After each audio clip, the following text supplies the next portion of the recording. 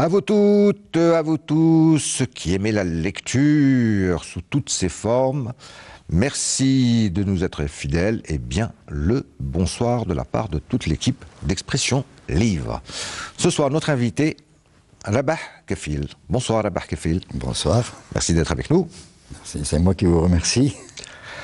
Nous allons parler de votre ouvrage intitulé La montre, entre parenthèses l'heure, mais vous allez nous expliquer pourquoi vous avez, je dirais, quelque peu inversé les dates. 1er novembre 54, 31 octobre 54. On va voir ça tout de suite. Et c'est paru aux éditions Dar El Farouk. Alors justement, première question, ça peut paraître étrange d'aller à l'encontre de l'aiguille de la montre, qu'elle soit petite ou grande, non? Oui. En fait, la montre, l'histoire est liée à cet objet qui est la montre. Et puis, vous savez, le 31 octobre à minuit, souvent on m'expliquait que le lendemain, c'est le 1er novembre. Mais entre le 31 octobre et le 1er novembre, il y a à peine, je dirais, 30 secondes. Ouais. C'est-à-dire que même pas. Même pas 30 secondes. Donc on passe au 1er novembre. Ouais. Voilà un petit peu pourquoi les dates du 1er novembre, 31 octobre. Vous les avez inversées. On inverse, on est au 1er novembre. Et voilà un petit peu voilà un petit peu l'explication que je donne. Alors le titre. La montre, il y a plusieurs raisons quand on lit votre ouvrage, diverses. D'abord parce qu'il y a l'objet lui-même qui va avoir son importance dans votre ouvrage. Il y a aussi l'objet symbolique, le temps qu'il représente. Exact. Et puis parce que également cet objet, qu'il soit ou symbolique ou réel, a permis la rencontre de deux personnages, de deux personnes qui vont avoir une place très importante dans l'histoire de notre lutte de libération nationale. On va voir cela. Alors, c'était très difficile de définir votre ouvrage, Rabah Kefil, parce que est-ce que au départ, dans votre avant-propos, c'est un hommage à la région de Bouira, et plus particulièrement à une région, alors ça je ne sais pas le dire, vous allez me dire comment on prononce, c'est Ath al-Aqsar. Où il y a d'ailleurs une légende derrière, vous allez nous la raconter également, cette belle légende, pourquoi l'Aqsar.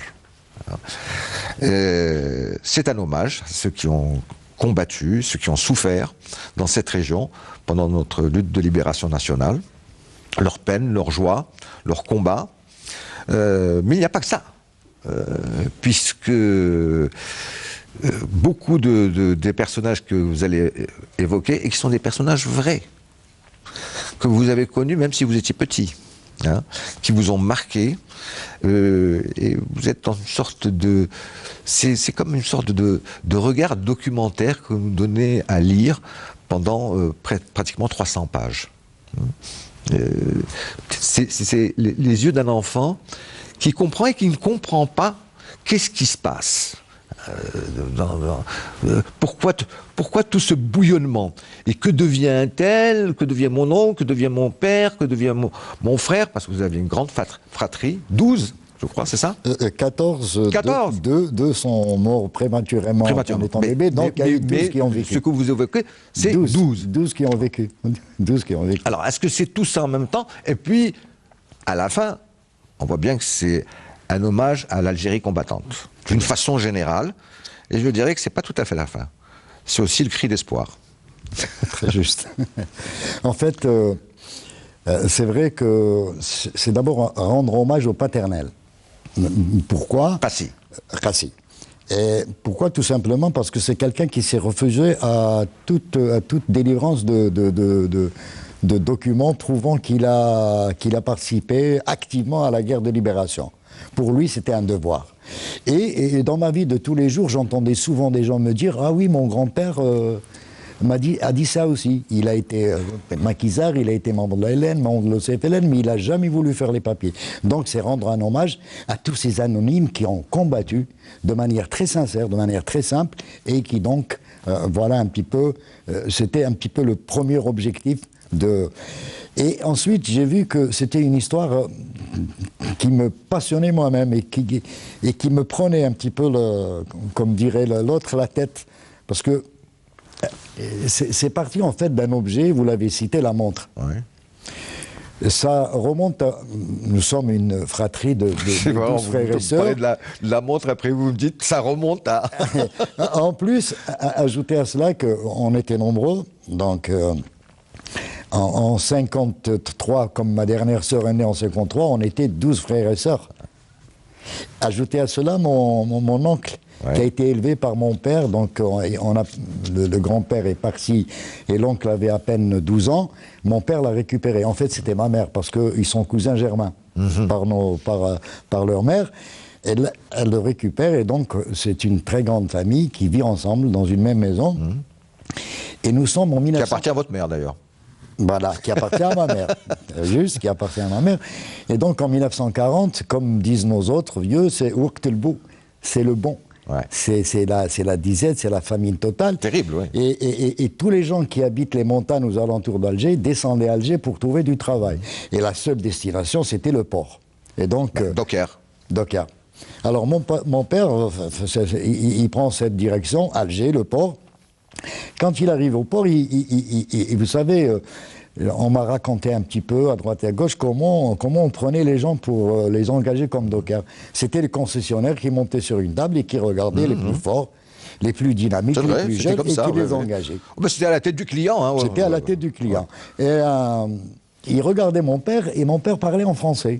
Il a fait 3 années d'école, mais il se débrouillait pas bien. Il lui dit, mais tu parles bien français, toi? Oui, tu l'écris. Je t'engage comme pointeur. Et là, il lui donne une équipe de 30 ou 40, je ne me rappelle plus, de dockers.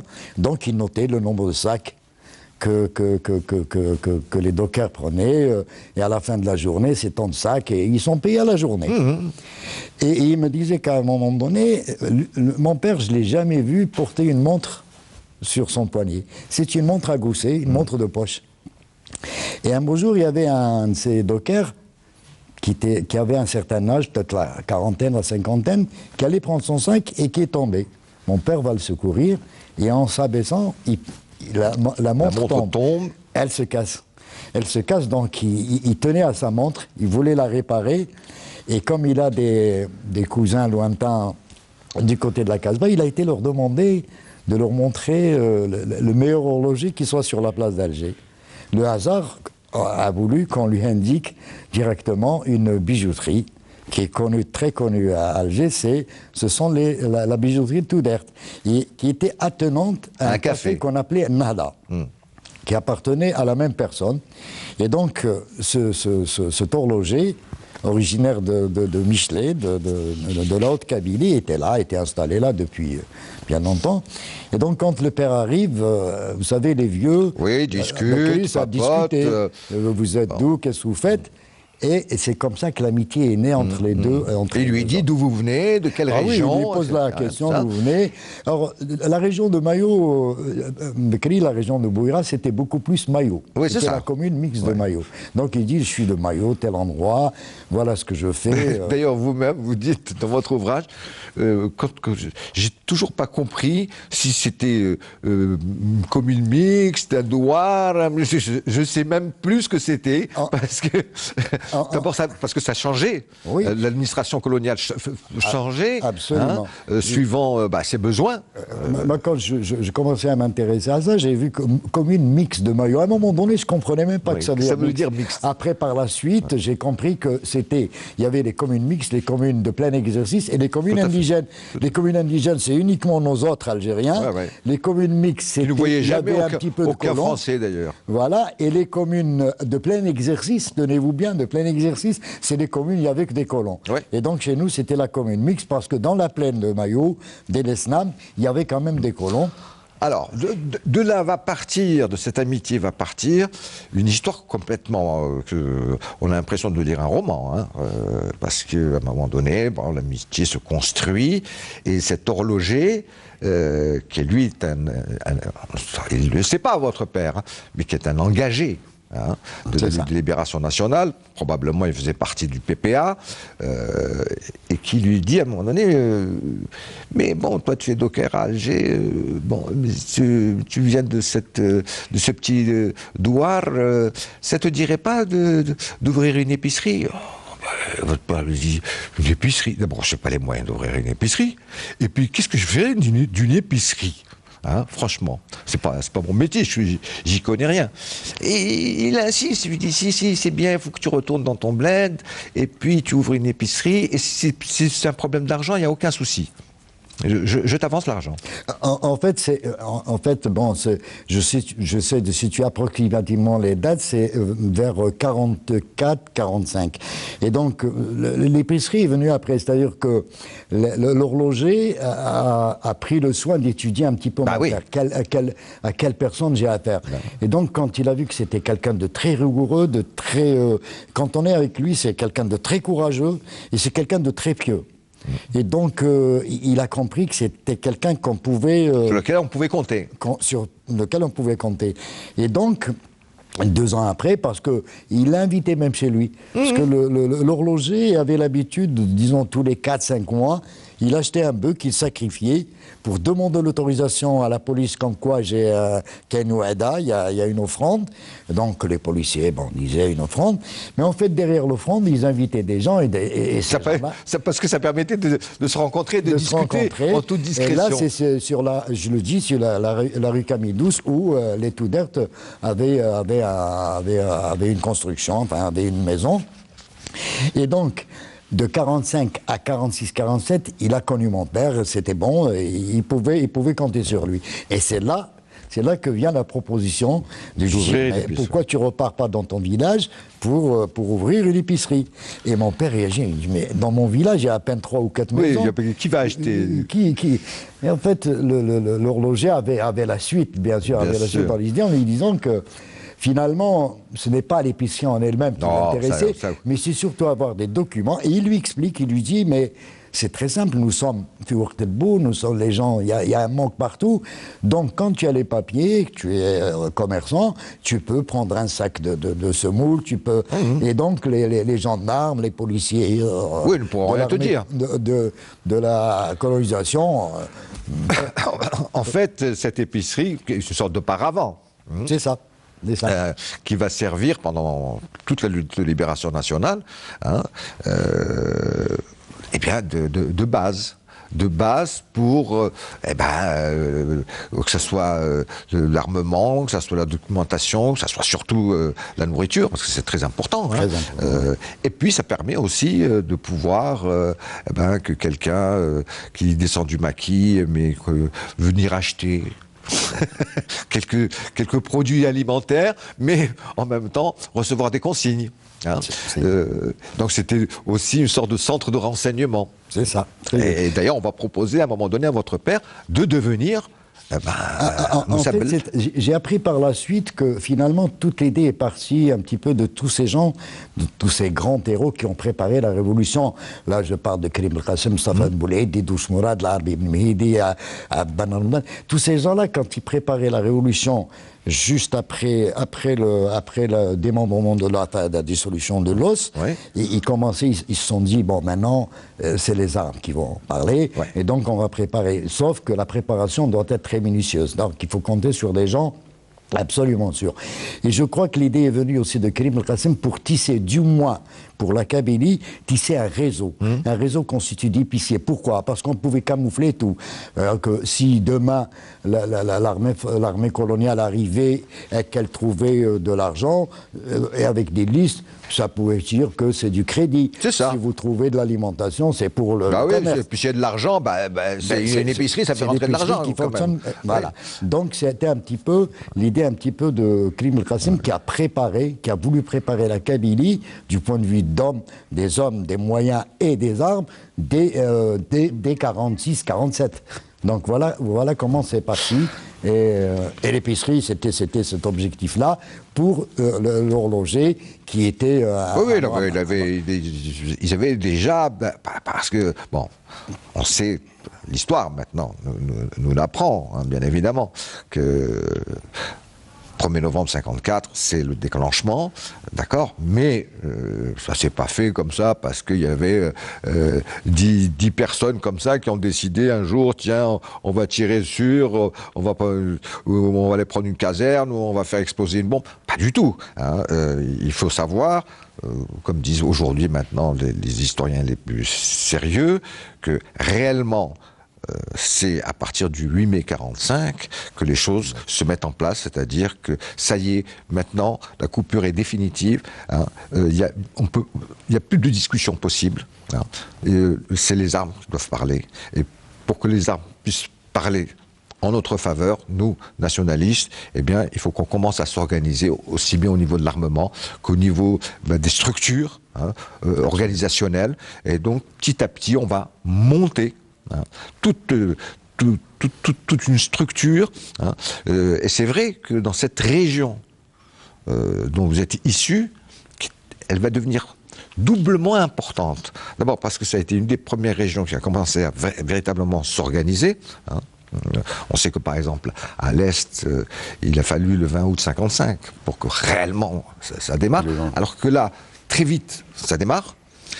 Et secondo, c'est ça qui m'a énormément intéressé dans l'ouvrage, c'est qu'il y a tellement eu de grands noms qui sont passés dans cette région, c'est parce que c'était une sorte de route stratégique. Absolument.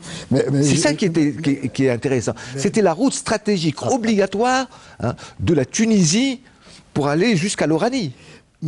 Ou dans le sud même.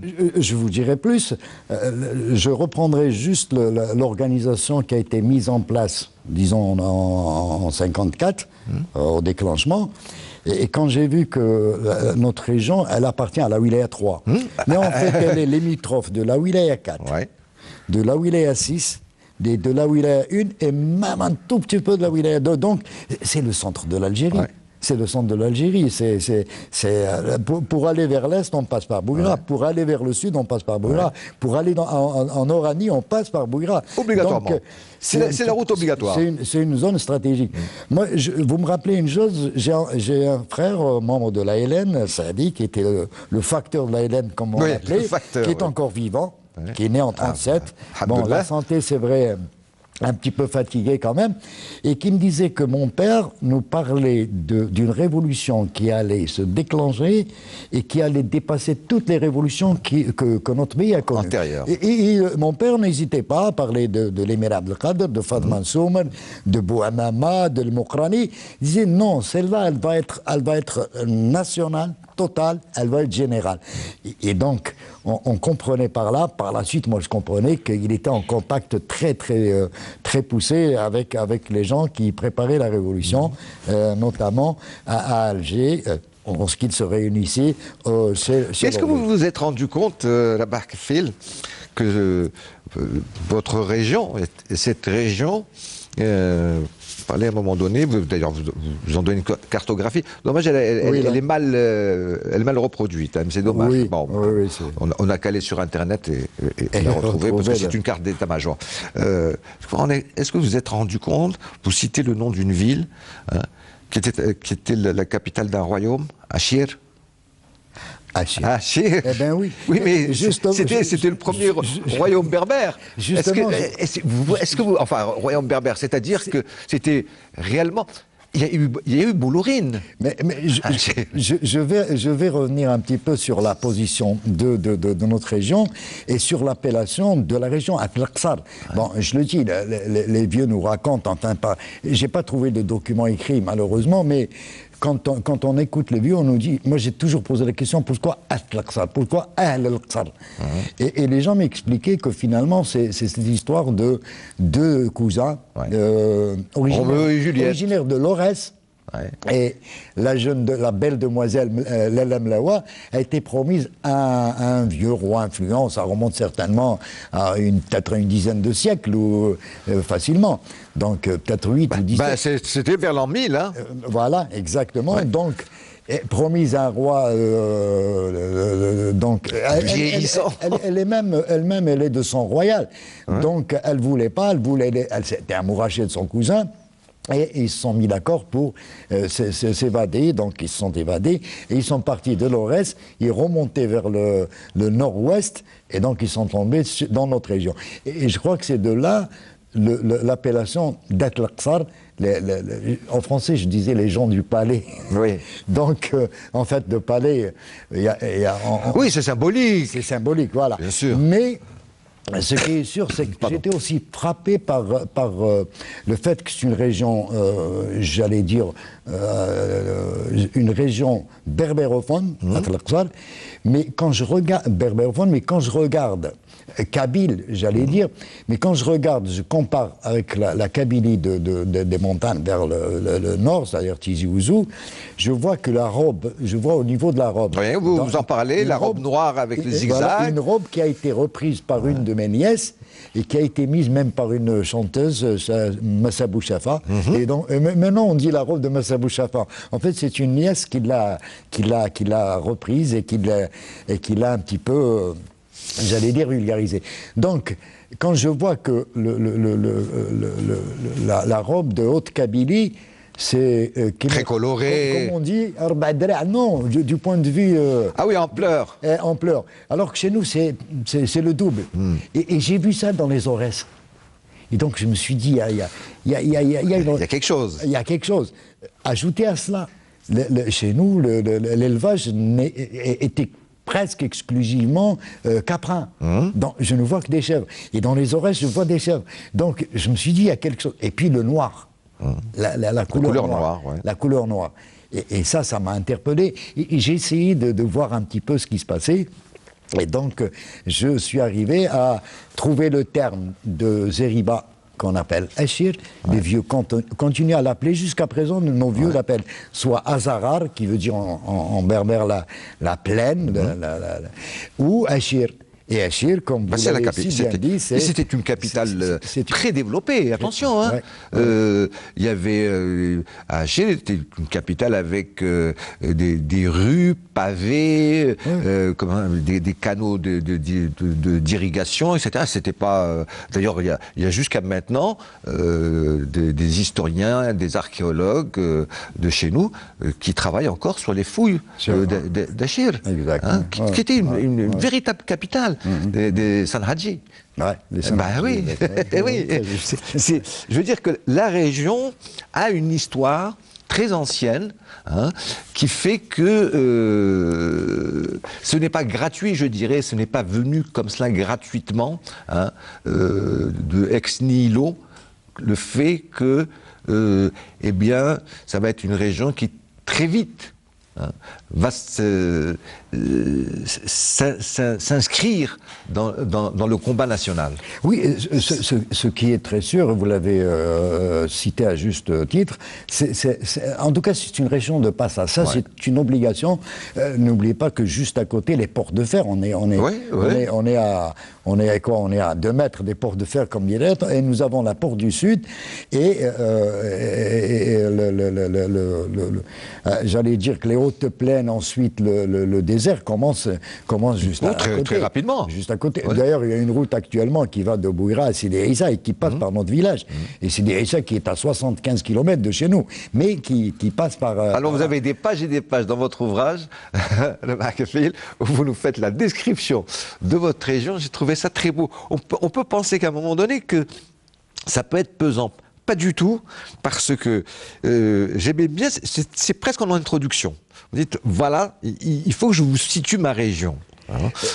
D'abord, c'est beau parce que j'ai un amour fou de votre région. Non, surtout, je voulais que le lecteur comprenne, parce que c'est une région qui était un petit peu méconnue, qui appartenait, bien sûr, jusqu'en 85, donc à ce qu'on appelait le département de la Grande Kabylie. C'est la dernière commune de l'ex-Grande Kabylie, du département de Tizi Ouzou, si vous voulez.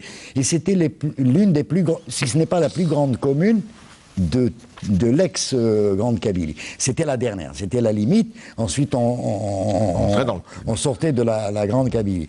Donc, en fait, je voulais, peut-être par des formations professionnelles, j'ai voulu d'abord montrer aux gens où se trouve cette région. Ouais. Et ensuite, je voulais rappeler l'organisation sociologique de la région. Et même sociale. Sociale, exactement, parce qu'il y a eu quand même destruction de notre société, il faut le dire. Nous, on a toujours fonctionné... Mais c'est une région qui avait sauvegardé. Oui, qui a... Très profondément. Oui, peut-être parce que du fait qu'à un moment donné, on se sent des fois, on dirait qu'on est à l'écart, mais on est en observation vers le Djurdjura. J'ai l'impression qu'on regarde le Djurdjura.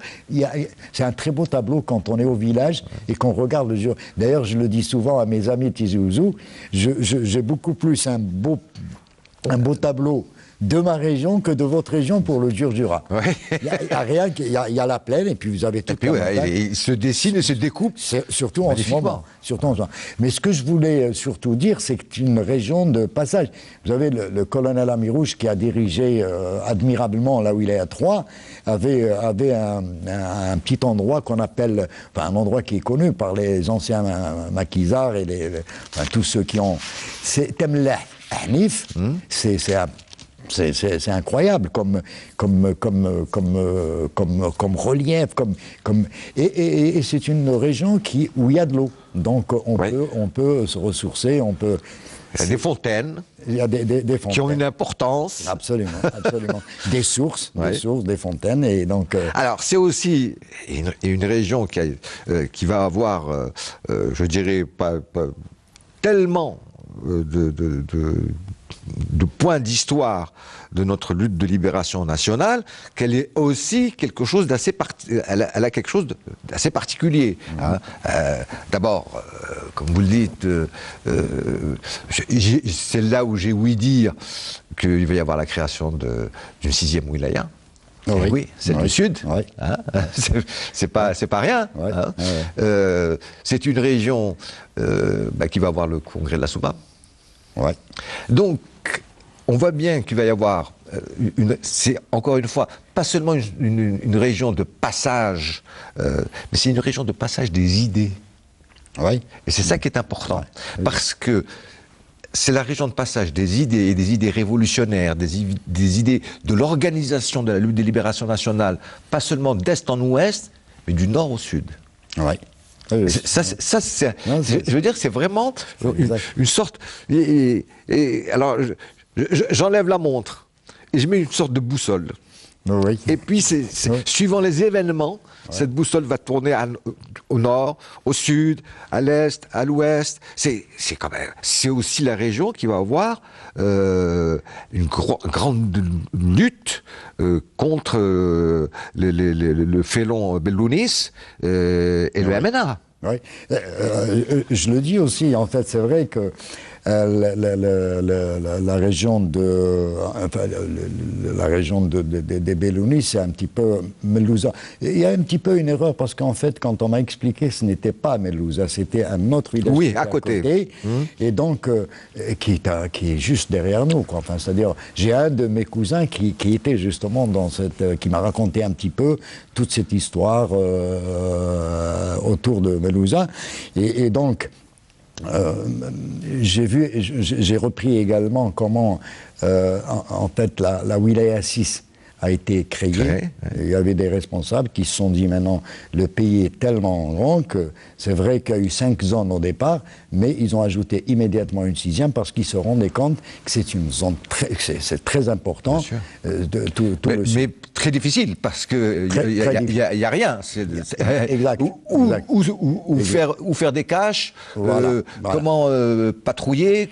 C'est-à-dire que la montagne, la forêt, c'est protecteur. Je ne dis pas que c'est plus facile, mais enfin bon. Mais le désert, c'est nu. Et là vraiment, il fallait s'y préparer. Donc, c'est un petit peu. C'est une autre forme de combat. C'est une autre forme de combat.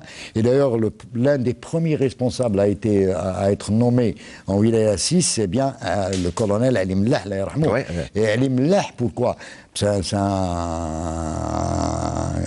colonel issu de la région de la Haute-Kabylie, qui est du côté de Dran Mizan, mais qui était lettré en arabe. Et donc, alors que dans le sud, bon, la langue française, bon, exactement. Bon, et puis on parlait pas berbère. Voilà, exactement. On parlait, je veux dire, le berbère, mais un autre berbère, mais on pouvait se comprendre. Et on pouvait se comprendre. Bon. Donc, ou l'arabe. Moi, je trouve que l'organisation qui a été mise en place en 54, mais je trouve que ces hommes-là, c'est des génies. Je n'ai rien d'autre à dire, c'est des génies. Exceptionnel. Quand je regarde avec un œil vraiment questionneur sur, disons, le découpage de l'Algérie en wilayat historique, mais je me rends compte que c'est des unités parfaites. Des unités parfaites. Je regarde entre le Constantinois, la wilayat 2 et la wilayat 1, comment les limites ont été dressées, justement pour faire très attention en ce qui concerne même le langage, même la sociologie. L'approche de la population. Bien sûr. Parce que je remarque la même chose entre la 3 et la 4.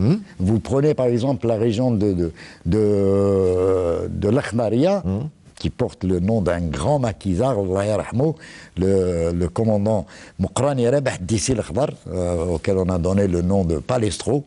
Et donc, quand je vois que c'est la limite qu'il y a entre la 3 et la 4, vous avez des villages qui s'expriment en kabyle, qu'on a mis dans la wilaya 3, même s'ils sont... Et d'autres villages qui s'expriment un peu moins en kabyle et qui s'expriment plus en chaoui ou en arabe. Voilà, et il est mis dans la wilaya 4. Et ça, c'est extraordinaire. C'est vraiment... Il y a eu une étude sociologique, très probablement. Vous qui êtes professeur associé en sociologie, c'est à croire que mais c'est pour ça que c'était très pensé. C'est des génies, c'est des gens qui ont pensé, qui ont réfléchi. Ce ne sont pas des gens qui se sont levés, comme vous l'avez dit si bien tout à l'heure. C'est pas comme ça, c'est pas fortuit. Ça a été, quand je vois que, si je prends deux régions symboliques de l'Algérie, les Aurès et la Kabylie, et quand je vois que Mustafa Mouled et Krim Belkacem, peut-être qui se connaissaient dans les années 40, et qui, dès 47, ont rejoint les maquis, d'où, en Kabyle, on dit Mnoufak, les hors-la-loi. Oui, c'était les hors-la-loi. C'était des hors-la-loi, mais c'était des hors-la-loi contre l'ordre colonial. Oui, on leur a trouvé tous les noms. Bandits d'honneur, hors-la-loi. Maquisard, coupeur de route, enfin, des tas de... Et donc, moi, je vois, quand je regarde avec un œil sociologique, mais je trouve que c'est des génies. Il n'y a pas... Alors, ce que vous me dites là, et dans votre ouvrage, on le voit bien, hein, parce que c'est absolument extraordinaire, le nombre de ces grands personnages de notre lutte de libération nationale, quels penseurs c'était, c'est là où le colonialisme français s'est complètement, excusez-moi du terme, hein, un peu tribal, complètement gouré. Absolument. Parce qu'ils se sont dit, non, c'est des pauvres paysans, c'est des chevriers, c'est des bergers, mais ça pense pas. Alors, plus la lutte de libération nationale a avancé... Mais Youssef, vous me donnez l'occasion de sauter sur quelque chose qui m'a toujours fasciné. Mais quand vous reprenez l'histoire et que vous regardez l'Arbi Mhidi Rahmou, mais moi je reste plus qu'en admiration devant un personnage. Mais j'ai vu Les Chevaux du Soleil, Jules Roy, oui. Et j'ai suivi la discussion qu'il y a eu dans les années 73 sur TF1, si je me rappelle, ou Antenne 2, et il disait à Bijard, mais vous avez tué un génie. Mais c'est vrai, quand on se rappelle l'image que l'on voit maintenant sur Facebook du célèbre Ben Mhidi Rahmou, qui allait vers la mort avec le sourire, mais qui développait une logique devant la soldatesque ennemie, devant ceux qui sont sortis de Saint-Cyr, mais il les mettait. Mais ça, ils ne le comprenaient pas du tout. Ils ne l'ont même pas compris. Je crois qu'ils ont compris, Sius. Je crois qu'ils ont compris d'où l'issue. D'où l'issue fatale. Oui. Il fallait éliminer des hommes comme ça. Mais eux, ils pensaient qu'il n'y en avait que 2 ou 3. Ils ont essayé, ils ont essayé de coller. Ils l'ont appelé même à un moment donné un fanatique. C'est ça, bon. Ben Mehdi, un fanatique, mais c'est la lumière. Oui, mais non, je crois qu'ils ont. Mais vous le dites d'ailleurs dans votre ouvrage. Vous dites, ça, c'est votre père hein, qui le dit. Hein, vous citez votre père. Vous dites, mon père me dit souvent, mais franchement, ils ont toujours rien compris. Alors, plus ça allait, plus ça avançait, plus la seule réponse qu'ils pouvaient donner, c'était la force, hein, la répression, la torture, tout ce qu'on verra. Votre père a été emprisonné, torturé, votre mère a été torturée. Ma mère a été torturée devant nous, devant nous à la maison. Votre frère, légèrement plus aîné que vous, a été emprisonné. Ouais. Bon, mon père disait toujours, mais franchement, ils n'ont rien compris. Mais je crois qu'ils n'ont rien compris, jusque même pendant les accords d'Évian. Ils n'ont rien compris, parce qu'ils pensaient qu'ils allaient se retrouver avec une délégation de pauvres quasiment illettrés. Et puis, Jox, à l'époque, quand il allait rendre compte au général de Gaulle, il disait, de Gaulle disait, mais ça traîne, votre histoire, qu'est-ce qui se passe?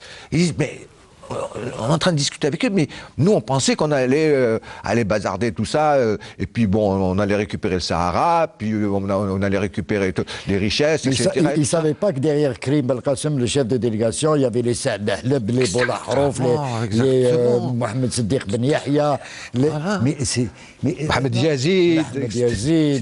Je crois je crois que malheureusement, même jusqu'à maintenant, mais il y a encore des gens qui ne comprennent pas. Ils n'ont pas encore compris. Mais même bien avant nous, au Vietnam, et ça a été dit, mais ils ne veulent pas comprendre que... Ça c'était la fameuse phrase du général Giap qui disait, c'est incroyable, l'impérialisme colonial est un très mauvais élève. Très bien. Il ne veut pas comprendre. Il ne veut pas comprendre. C'est incroyable. Mais je vous dirais mieux, avec le paternel, comme j'étais le cadet de la maison, donc j'étais couvert par ma mère, c'est le dernier garçon, il y a une fille derrière moi, et moi je me permettais toujours avec mon père, et donc je le faisais parler, il ne parlait pas beaucoup. Non, il était très secret. Il ne parlait pas beaucoup, hein. Vous avez la photo est parlante de mon père quand on le regarde. Il n'a jamais levé la main sur ses 12 ans. Il avait un respect pour votre mère absolument incroyable. Absolument incroyable. C'était des cousins germains. Et il ne prenait aucune décision. Si je revenais à l'épicerie, il n'avait pas pris la décision avec son copain, son ami qui lui a dit, bon, je t'avancerai même là. Il a fallu qu'il aille voir ma mère. Et c'est ma mère qui l'ait poussé, qui lui dit, mais bien sûr. Non, il y a même une scène que vous décrivez qui est absolument succulente. À un moment donné, je ne sais plus pourquoi, il fallait recevoir, recueillir des personnes, et votre père dit, mais c'est pas possible, on est déjà assez nombreux, etc. Et votre mère qui le regarde, qui lui dit, mais tu oublies que tu es chez moi. Là, c'était pendant l'indépendance. Il y avait, je rends hommage d'ailleurs à un maquisard qui est encore vivant, qui a fait, je crois, me semble-t-il, qui a fait partie du groupe d'Amirouche, et qui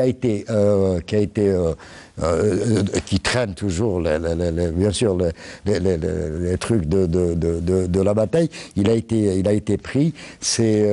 On l'appelle Séo Amar. Il est encore vivant. Il a été le premier sous-préfet de Bouira, chef de daïra de Bouira. Il est encore vivant. Je lui rends hommage. Et d'ailleurs, il connaît le paternel. Et je vous disais donc que mon père, je l'ai fait parler. Et c'est lui qui, à un moment donné, quand il parlait de combat des femmes, il les appelait les combattantes de la lumière. Mais je lui ai posé la question, mais je dis, c'est quoi?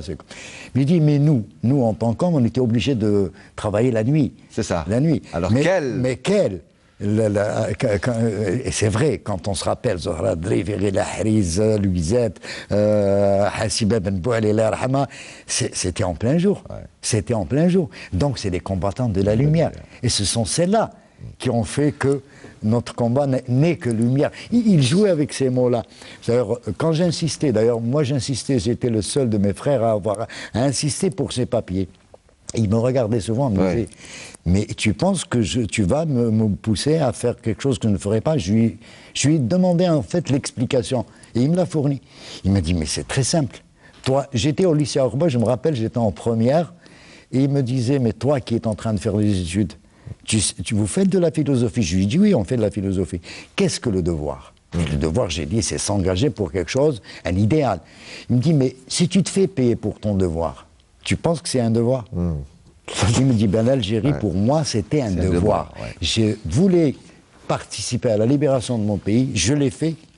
Je l'ai fait en engageant tous tes frères et sœurs, et maintenant, c'est bon. L'Algérie est libre, est indépendante, elle vous appartient. C'est ce qu'il me disait souvent quand j'avais l'âge de... Elle vous appartient, mais construisez-la.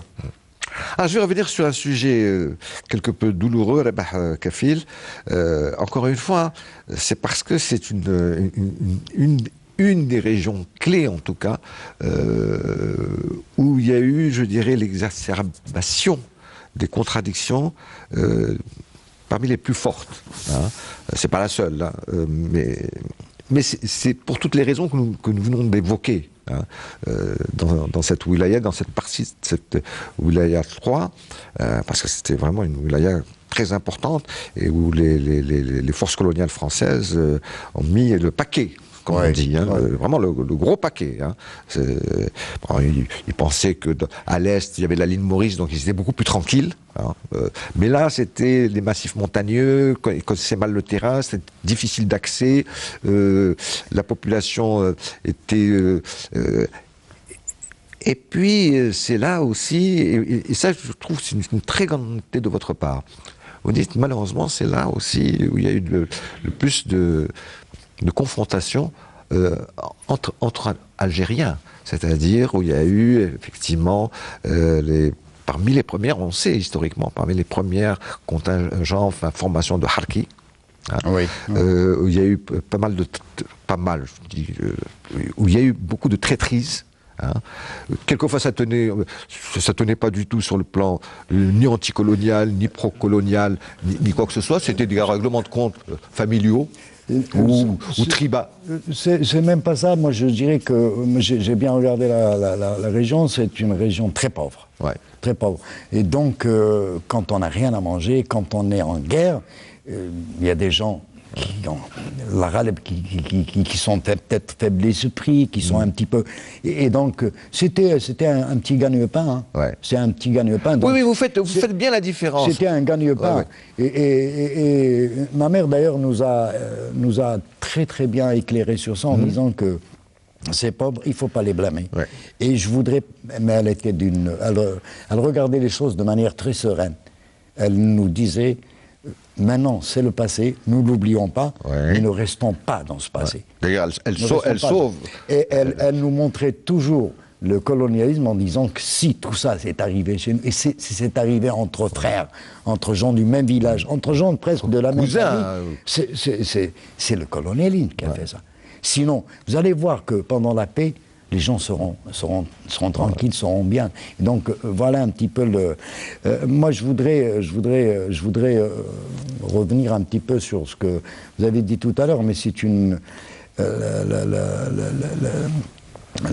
L'Algérie telle que organisée par l'ALN FLN, en 1954 c'était 5, ensuite 6 wilayats, et ensuite 7, même Paris, même la France était...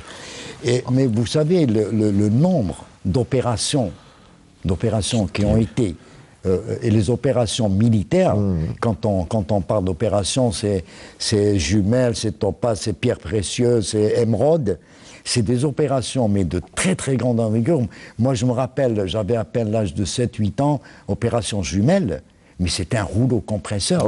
C'est un rouleau compresseur. Et puis pas seulement au niveau de l'infanterie. Hein. Non. C'était ce qu'on appelait les hélico-bananes, c'était l'aviation avec le napalm.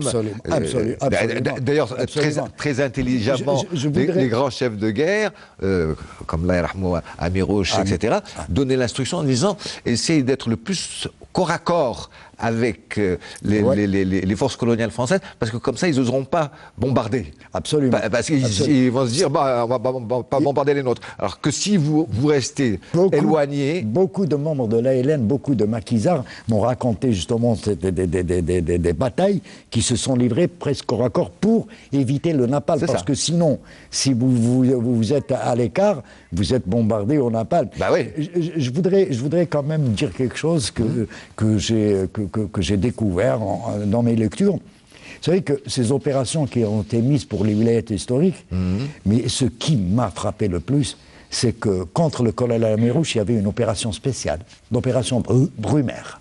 Ah oui. Ah oui, c'était pour fête Brumaire. Pour Brumaire. Vous savez que c'était moins révolutionnaire, Brumaire. Eh ben oui, l'opération Brumaire a été montée contre le colonel Amirouche et ça s'est passé entre la mi-58 et la fin 58. Ouais. Mais c'était des troupes, c'était des criquets pour nous. D'ailleurs, on disait Jarad. Jarad. Et c'était à la poursuite du colonel Amirouche. Mais il les a marqués. Ben, il fallait estimer 3-4 grands chefs, hein, les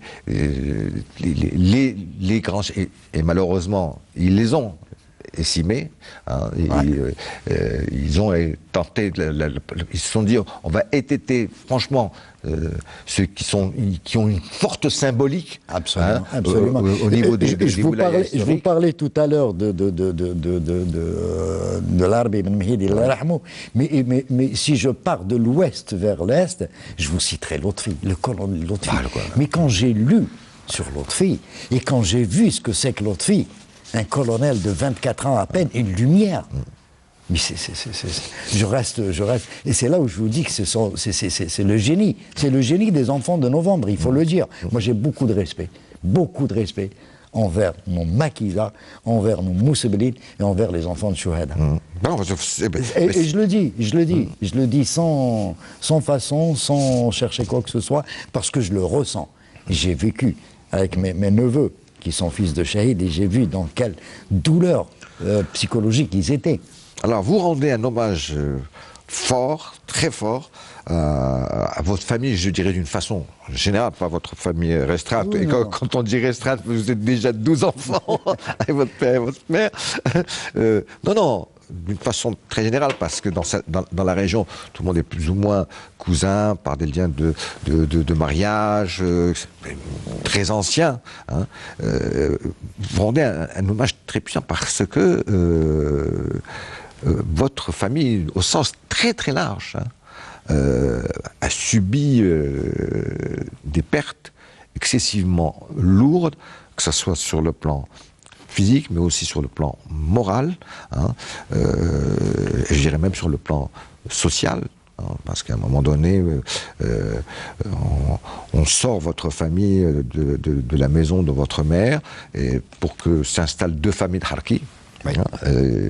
Et votre mère et vous-même, etc., vous êtes obligés d'aller chez une de vos tantes, je crois, pour vous réfugier. Là, vous me donnez l'occasion de rendre hommage à une femme du village qui était la seule personne, même des hommes n'ont pas eu le courage de le faire. Ah oui, d'intervenir. Mais cette femme l'a faite, je la citerai, Allah yarhamha, Lalla Aïcha, et qui avait deux frères membres de l'ALN, dont un qui est tombé shahid, Allah yarhamou, et qui est venu nous ramasser. C'était la seule. La première, la seule. Ensuite, il y a eu ma tante maternelle. Parce que, je vais vous le dire un petit peu, ma mère a été orpheline. Ouais. Orpheline quand elle était encore dans le ventre de sa mère.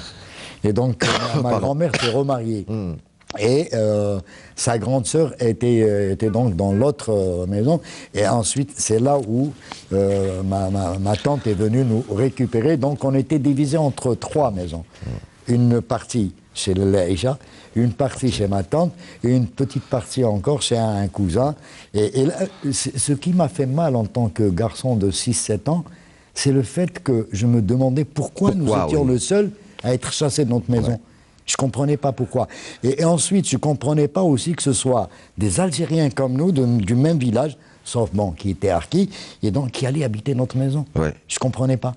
Et c'est là où survient le chien qui me mord la main. Oui, Bobby. Je me retrouve à Alger. Je me trouve à Alger, à l'hôpital Qatar.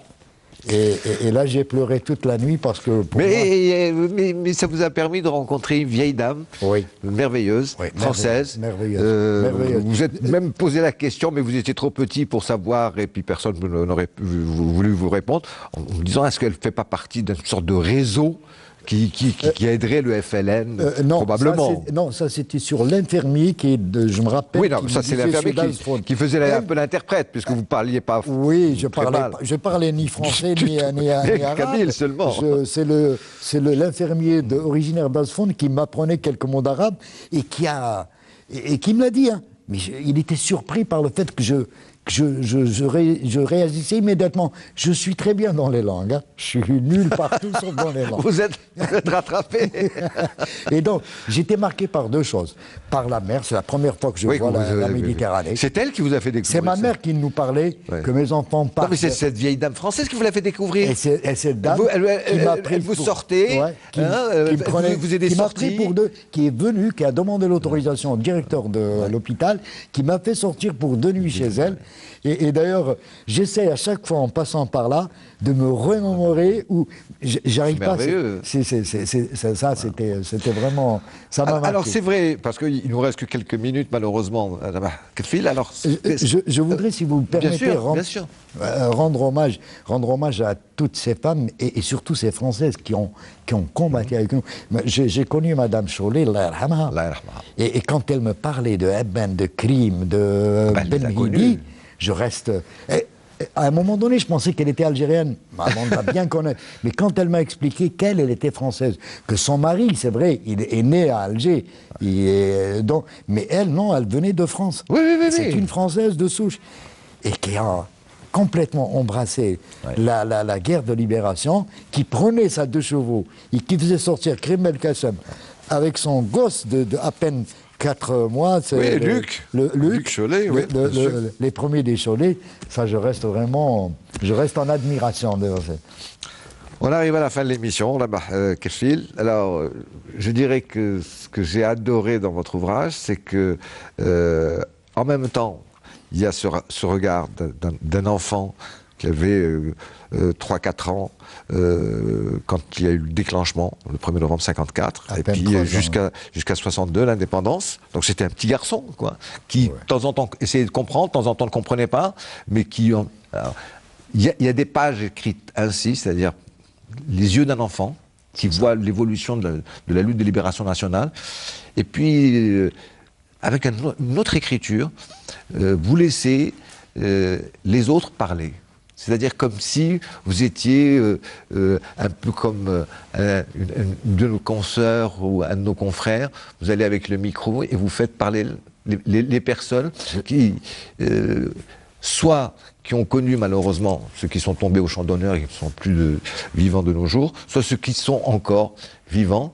Et donc c'est des témoignages pris sur le vif, et vous dites avec grande modestie, moi je vous raconte que ce que j'ai réellement vécu et ce que soit un cousin germain, soit un oncle, soit mon père, soit ma mère ont réellement vécu, soit mes frères ont réellement vécu. Hein. Je ne porte aucun jugement, mais il y a quand même, je terminerai là-dessus, quand même un petit cri de colère dans votre ouvrage, en disant j'en veux quand même beaucoup à ceux qui ont fait...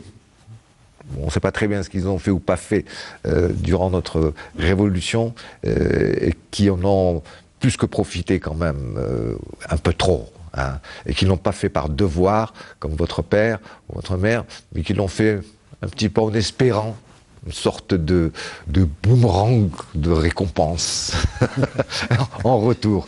Moi, je voudrais prendre la permission de saluer comme ça pour terminer. Notamment, je pense à une Française qui aime bien l'Algérie, qui est actuellement malade. Je lui souhaite une guérison. Nicole, je vais dans son nom. Et je dirais un grand bonjour à tous ceux avec qui j'ai partagé quelque chose. Je pense particulièrement à beaucoup d'amis qui soient à Alger, qui soient ailleurs. Je pense à un particulièrement que j'ai rencontré en allant voir les maquisards dans les années 61, qui m'a juré. Il était berger, le pauvre, il avait 3 frères, 2 frères maquisards, et qui s'est juré que si l'Algérie recouvre son indépendance, qu'il irait à l'école. et qu'il deviendrait instituteur. Et il l'a fait. Il l'a fait. Je saluerai également mon ami de Saul Roslan qui nous regarde peut-être. Voilà. Et je rends hommage à tous ceux qui ont libéré ce pays, où qu'il soit, et à quel endroit où il s'est trouvé, dans toute cette Algérie, et surtout de l'autre côté aussi également, ceux qui ont porté le combat chez l'ennemi lui-même.